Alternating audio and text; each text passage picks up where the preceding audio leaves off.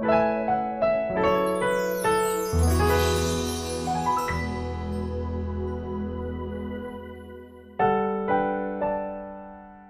speaks in stillness.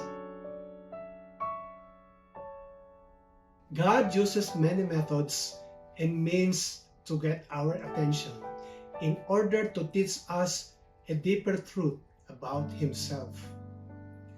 Having fled from the fierce threats of Jezebel, a dangerous and a rebellious woman, Elijah was in great fear in the corner of a cave in Mount Horeb.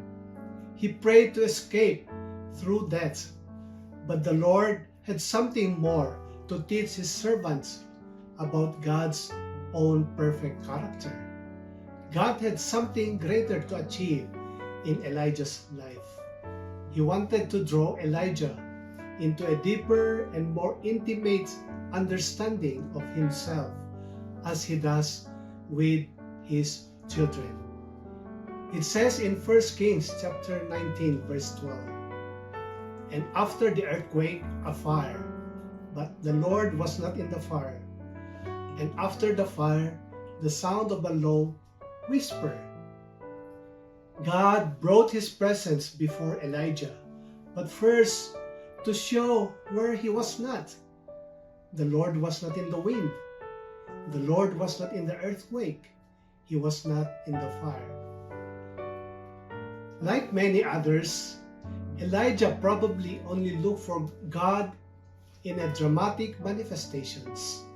Certainly, God sometimes appears in such a way, but He often appears in less dramatic surroundings. He spoke to Elijah in still, small voice that brought him to his knees. He often speaks in subtle, quiet ways that require us to be attentive and tune in to hear Him. This serves as a reminder of the importance of quiet reflection and prayer in our spiritual lives. In a world full of chaos and destruction, we need to quiet our hearts and minds in order to hear from God. The prophet Isaiah says in Isaiah chapter 30 verse 15, "In returning and rest you shall be saved.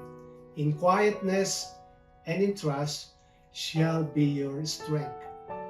This is also a reminder of God's presence in the midst of chaos and His willingness to speak to us in the quietest and most unexpected moments.